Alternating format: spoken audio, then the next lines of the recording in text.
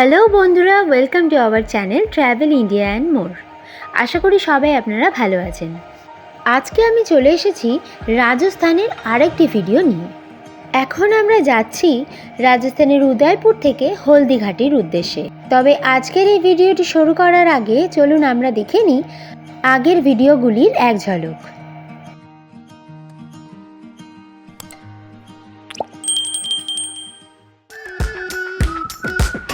We've been waiting for so long. We've been waiting for this time to begin. We ain't getting any older. I kinda feel a little younger.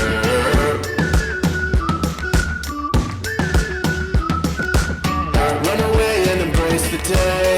The sun is out, won't go away. Feel the clouds on your shoulder.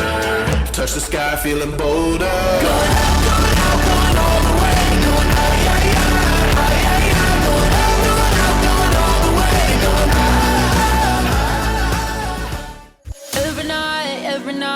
Every night are we paradise seems so far away. Still I try to buy myself some time to get me to that place. All I want is you. Staying up till we want to. Tell you what I've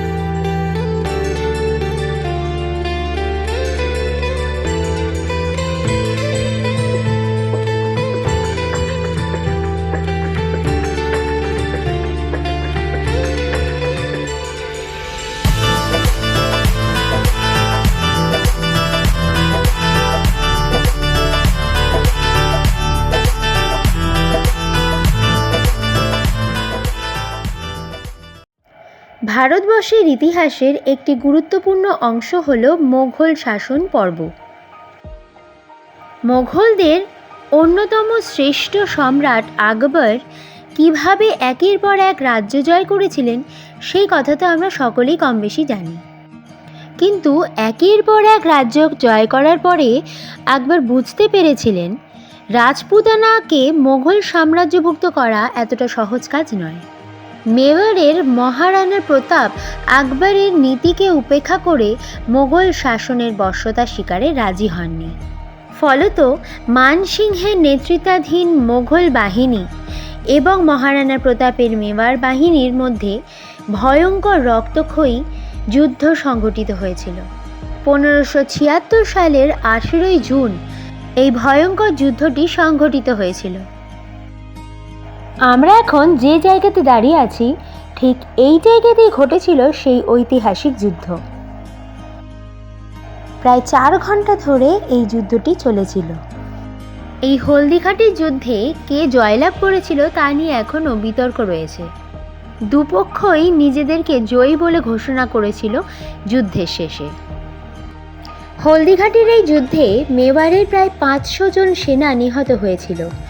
অন্যদিকে মোগলদের প্রায় 350 সেনা আহত এবং আনুমানিক 150 জন নিহত হয়েছিল। আমি এখন যে জায়গাটায় দাঁড়িয়ে আছি এটা হলো হলদিঘাট।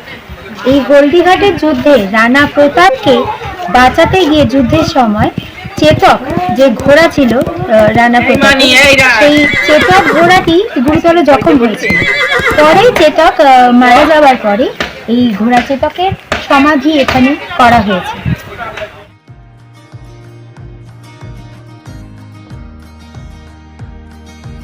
হলদিঘাটির যুদ্ধক্ষেত্রের পাশেই রয়েছে একটি মিউজিয়াম।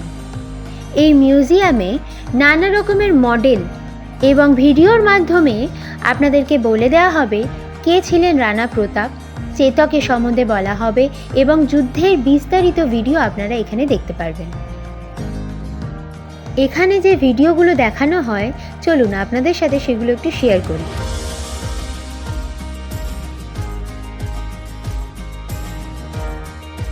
পান্না দাই কিভাবে দ্বিতীয় উদয় সিংয়ের জীবন রক্ষা করেছিলেন নিজের ছেলের প্রাণের বিনিময়ে, সেটা এখানে মডেল আকারে তুলে ধরা হয়েছে।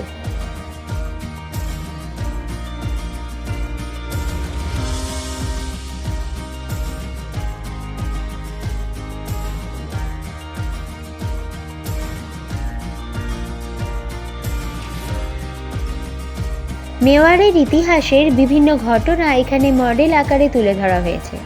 আপনারা পুরো ভিডিওটা দেখতে থাকুন, আশা করি আপনাদের ভালো লাগবে।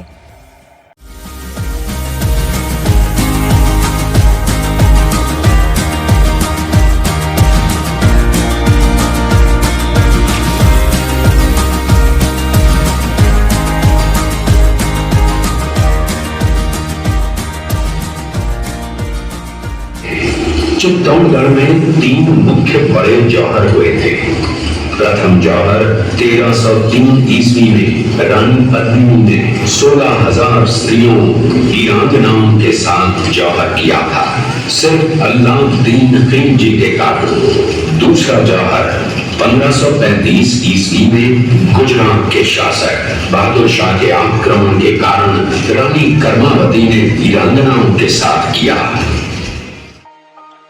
চলুন এখানে যে ভিডিওগুলো আমাদের দেখানো হয়েছিল সেগুলো আপনাদের সাথে একটু শেয়ার করি। हल्दी घाटी का युद्ध 5 किलोमीटर लंबे और 200 मीटर चौड़े क्षेत्र में हुआ। आप लोग सभी संग्रहालय में खड़े हैं।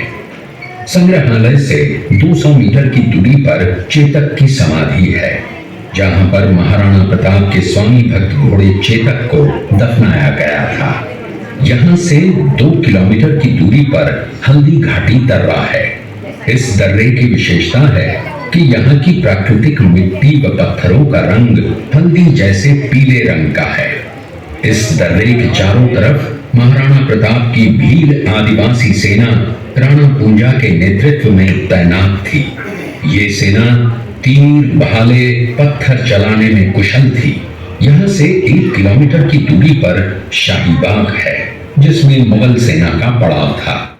मुगल सेना 18 जून 1576 ईस्वी को प्रातः सूर्योदय के साथ मेवाड़ की राजधानी गोगुंदा की तरफ आगे बढ़ने लगी, तो उन पर महाराणा प्रताप की सेनाओं ने आक्रमण किया और उनसे गोरिल्ला पद्धति से युद्ध किया। ये आक्रमण इतना तेज था कि जिससे मुगल सेना में भगदड़ मच गई। महाराणा प्रताप की सेनाओं ने मुगल सेना को यहाँ से 3 किलोमीटर दूर पीछे समतल क्षेत्र में, जहां अभी खमनोर गांव है, वहां तक खदेड़ दिया। इसी खमनोर गांव के पास बनास नदी के पास समतल मैदान में 7 घंटे का भयानक युद्ध हुआ। इस युद्ध में दोनों पक्षों से कुल 18,000 सैनिक मारे गए। जब ये युद्ध समाप्त हुआ तो वहां पर मानसूनी बरसात हुई और वहां पर कटी हुई लाशें और खून ने पानी में मिलकर एक तलाई का रूप ले लिया। इतिहासकारों ने इस तलाई को रक्त तलाई का नाम दिया। इस युद्ध में ग्वालियर का एक पूरा राज परिवार, जिसमें राजा राम शाह तंवर और उनके दोनों पुत्र थे, शहीद हो गया। यहीं पर एक बगीचा बनाया हुआ है और जो इस युद्ध में शहीद हुए थे उनके स्मारक इसी बाग में बने हुए हैं। इस लड़ाई की विस्तृत जानकारी आपको एक फिल्म के द्वारा दी जाएगी।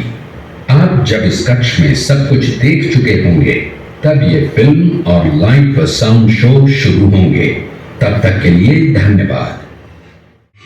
अखेराज सुंदरा की पुत्री एवं महाराणा उदय सिंह की महारानी जयवंत कंवर की कोख से विक्रम संवत 1597 में अर्थात 9 मई 1540 को बाल्यकाल चित्तौड़गढ़ में गुजरा। सन 1567 में अकबर ने जब चित्तौड़गढ़ पर आक्रमण किया तो मेवाड़ के प्रमुख सरदारों और सेना नायकों के आग्रह पर महाराणा उदय सिंह ने चित्तौड़गढ़ छोड़ दिया। अपने देश, कुल, गौरव और मातृभूमि की मर्यादा के लिए प्राण न्योछावर करने वाले योद्धाओं और ललनाओं से प्रताप ने न केवल सीख ली, बल्कि ये घटना उनके जीवन का आधार बन गई। फरवरी 1572 को महाराणा उदय सिंह का देहांत हुआ। प्रताप की ज्येष्ठता और योग्यता को ध्यान में रखते हुए सरदारों ने उनको राजगद्दी पर आसीन किया। होली के दिन उनका गोविंदा में राज तिलक हुआ। उस समय तक लगभग सभी राजाओं ने अकबर की अपील का स्वीकार कर ली थी। एकमात्र महाराणा प्रताप ने अपना मस्तक अकबर के आगे नहीं झुकाया।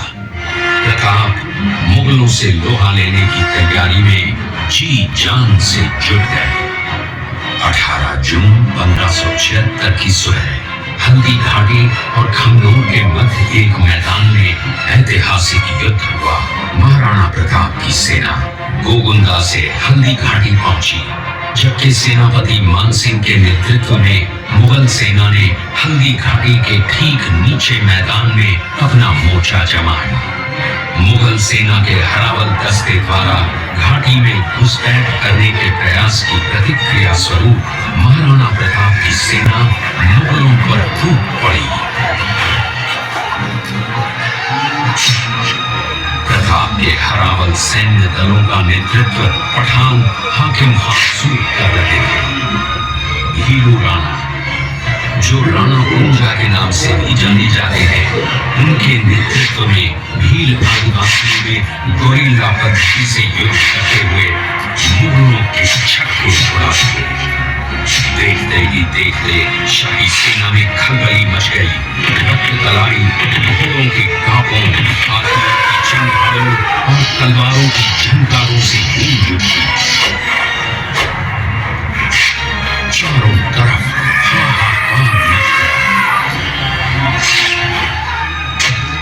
युद्ध का घटनाक्रम अचानक उस समय बदल गया जब प्रताप ने अपने घोड़े चेतक को एड़ लगाकर मानसिंह के हाथी पर चढ़ा दिया और उस पर भाले से भरपूर वार किया।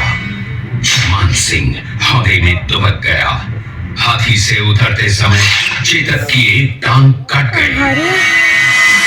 इस स्थिति को भांपकर महाराणा प्रताप के हमशक्ल सेनापति झालामान ने महाराणा प्रताप से आज्ञा लेकर उनका राजमुकुट धारण किया। मुगल सेना झालामान को महाराणा प्रताप समझकर इन पर टूट पड़ी और झालामान शहीद हो गए। उधर चेतक ने अपने स्वामी को 5 किलोमीटर तक 3 टांगों पर ही लेकर एक बरसाती नाले को पार किया। उसके पश्चात उसके प्राण पखेरु उड़ गए। इस युद्ध से महाराणा प्रताप के मन पर गहरा प्रभाव पड़ा। परिणाम स्वरूप उन्होंने मुगलों पर विजय प्राप्त करने तक राजसी ठाट बाट छोड़ने और पत्तों पर भोजन करने का प्रण लिया, जिसे उन्होंने जीवन भर निभाया। महाराणा प्रताप ने अपना सैन्य बल बढ़ाकर सर्वप्रथम अरावली पर्वत की घाटियों में बसे दिवेर पर चढ़ाई कर विजय प्राप्त की। इसके बाद कुंभलगढ़ पर भी विजय प्राप्त की। सिर्फ चित्तौड़गढ़ को छोड़कर सारे मेवाड़ को अपने अधीन कर लिया। कालांतर में महाराणा ने चावंड में अपनी राजधानी स्थापित की। 19 जनवरी 1597 को राणा प्रताप ने मात्र 57 वर्ष की आयु में इस संसार से प्रयाण किया।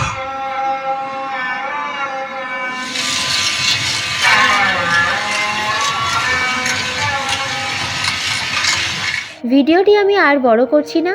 যদি আপনাদের ভিডিওটি ভালো লেগে থাকে তাহলে অবশ্যই লাইক করবেন, কমেন্ট করে জানাবেন কেমন লাগলো, শেয়ার করবেন বন্ধুবান্ধবদের সাথে। আপাতত টাটা, খুব তাড়াতাড়ি চলে আসবো রাজস্থানের পরবর্তী ভিডিও নিয়ে। এখান থেকে আমরা চলে গেছিলাম মাউন্ট আবুতে।